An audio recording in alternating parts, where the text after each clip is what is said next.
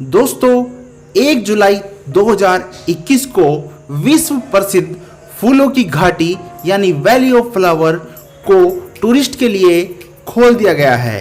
अब कोई भी टूरिस्ट वैली ऑफ फ्लावर घूमने के लिए आ सकता है।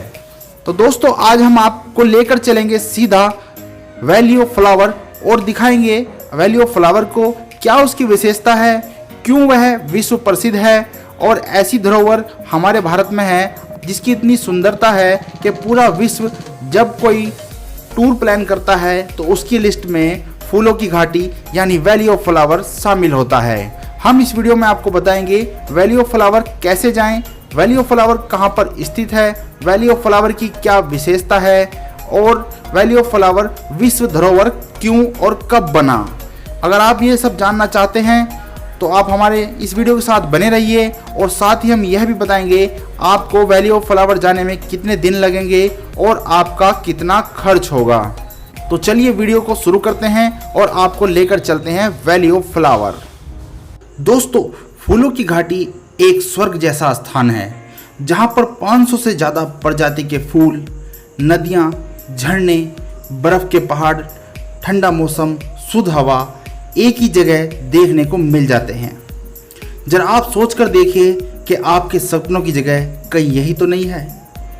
दोस्तों मैं आपको बताना चाहूँगा, समुद्र तल से लगभग 1300 फीट की ऊंचाई पर हिमालय के बीच पिंडर घाटी में यह फूलों की घाटी है जिसकी लंबाई 3 किलोमीटर और चौड़ाई आधा किलोमीटर है, जिसका कुल वर्ग क्षेत्रफल 87.50 वर्ग किलोमीटर है। दोस्तों जैसे कि मैंने बताया है कि इस फूलों की घाटी में लगभग 500 तरह के फूल खिलते हैं। कुछ फूल के ऐसे भी पौधे हैं जो एक ही डाली पर अलग अलग तरह के फूल खिलते हैं। यहीं पर ही जापान का राष्ट्रीय पुष्प चेरी ब्लॉसम और उत्तराखंड का पुष्प ब्रह्म कमल पाया जाता है जो कि 4000 मीटर ऊंचाई वाले स्थानों पर होता है। दोस्तों इन फूलों को मनुष्य द्वारा यहाँ नहीं उगाया गया है, बल्कि यहाँ से लगभग 250 फूलों की प्रजाति को ब्रिटिश ले जाया गया है, जिसमें मोरिना, मार्स, लिलियम, तारक, निमोना जैसे बहुमूल्य फूल भी हैं।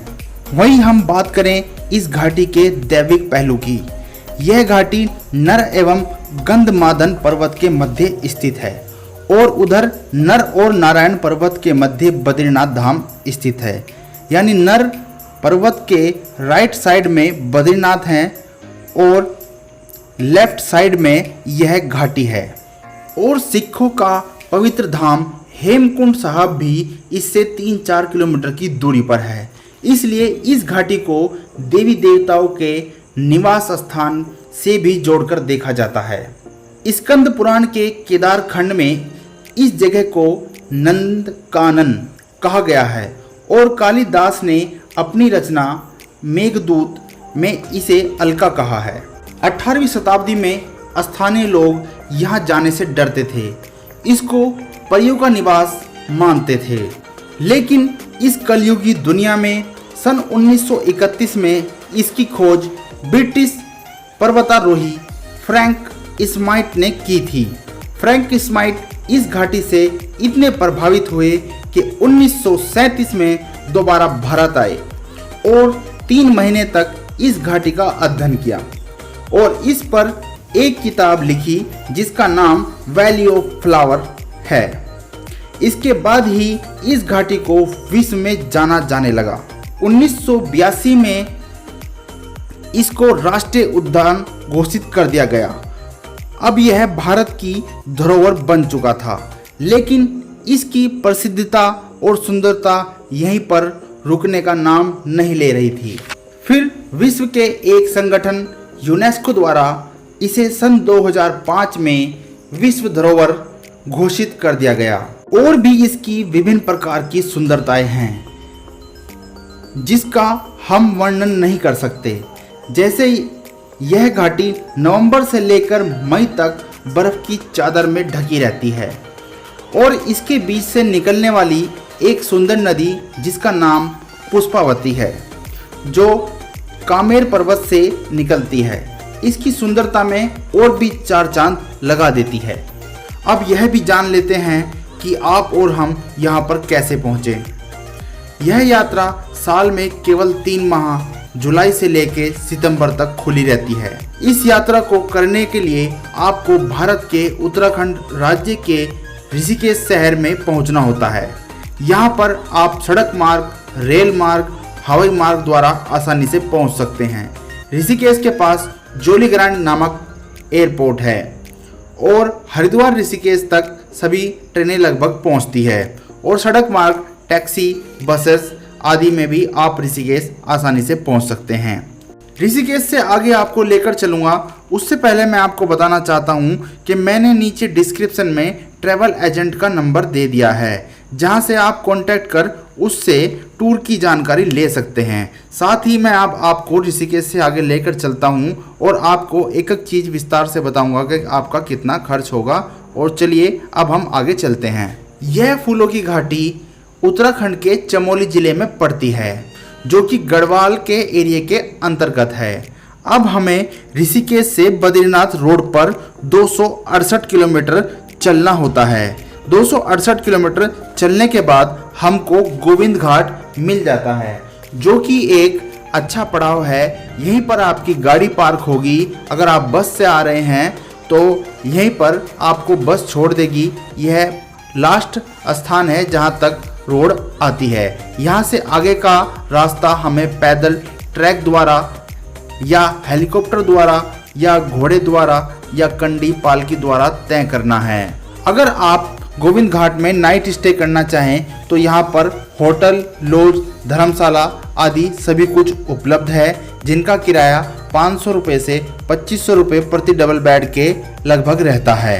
गोविंद घाट से वैली ऑफ फ्लावर फूलों की घाटी 17 किलोमीटर की दूरी पर है और उससे पहले एक छोटा सा पड़ाव पड़ता है घाघरिया, जो कि गोविंद घाट से 13 किलोमीटर की दूरी पर है। उससे आगे चलने के बाद एक रास्ता हेमकुंड साहब चला जाता है और एक रास्ता वैली ऑफ फ्लावर की तरफ चला जाता है। आप घाघरिया में भी नाइट स्टे कर सकते हैं। घाघरिया में भी छोटे लॉज, धर्मशाला और टेंट और गेस्ट हाउस GMVN का सब कुछ मिल जाता है, जिनका किराया 2500 रुपये डबल बेड से लेकर 500 रुपये डबल बेड तक लगभग रहता है। घाघरिया तक हेलीकॉप्टर भी चलता है। हेलीकॉप्टर का किराया लगभग 3000 रुपये प्रति व्यक्ति वन साइड का रहता है। घाघरिया तक घोड़े का किराया लगभग 2100 रुपये से 2500 रुपये प्रति व्यक्ति रहता है और कंडी का किराया 1200 रुपये से 2000 रुपये तक रहता है। पालकी का किराया 5000 रुपये से 8000 रुपये तक रहता है। यह रेट समय और वेट के अनुसार कम ज़्यादा होते रहते हैं। लगभग आइडिया मैंने आपको बता दिया है। उसके बाद वैली ऑफ फ्लावर में प्रवेश करते हैं। वैली ऑफ फ्लावर में प्रवेश करने के लिए प्रति व्यक्ति 150 रुपये प्रवेश शुल्क देना होता है। इसके बाद आप वैली ऑफ फ्लावर पहुंच जाते हैं और आप स्वर्ग जैसे स्थान का अपनी आंखों से आनंद ले सकते हैं। दोस्तों, अगर आप 2021 में फूलों की घाटी की यात्रा कर रहे हैं तो मैं आपको बताना चाहूँगा, उत्तराखंड आने के लिए आपको कोरोना की कोई भी नेगेटिव रिपोर्ट चाहिए होगी।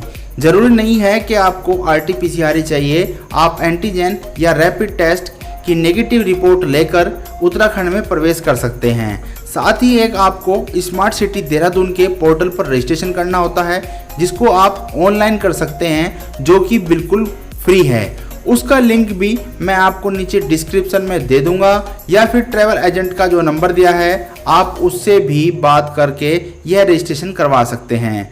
बाकी अब उत्तराखंड आना सामान्य हो गया है। उत्तराखंड सरकार ने अब इस समय 2021 में वैली ऑफ फ्लावर को खोल दिया है। आप आराम से उत्तराखंड घूम सकते हैं। हाँ, अभी चारधाम की यात्रा बंद है। चारधाम की यात्रा और हेमकुंड साहब यात्रा अभी नहीं शुरू की गई है। आशा करता हूँ कि आपको इस वीडियो में संपूर्ण जानकारी मिल गई होगी। फिर भी अगर आपका कोई सवाल हो तो आप मुझे नीचे कमेंट कर सकते हैं। मैं आपके हर सवाल का जवाब देने का पूरा प्रयास करूँगा। इसी तरह की फुल इन्फॉर्मेटिव वीडियो आपको हमारे चैनल पर मिलती रहेगी। इसलिए आपसे प्रार्थना है, हमारा निवेदन है कि कि आप हमारे चैनल को सब्सक्राइब कर लें। हमारे चैनल पर इसी तरह की वीडियो आपको हमेशा मिलती रहेगी। जल्दी आपसे दूसरी वीडियो लेकर मिलेंगे, तब तक के लिए नमस्कार।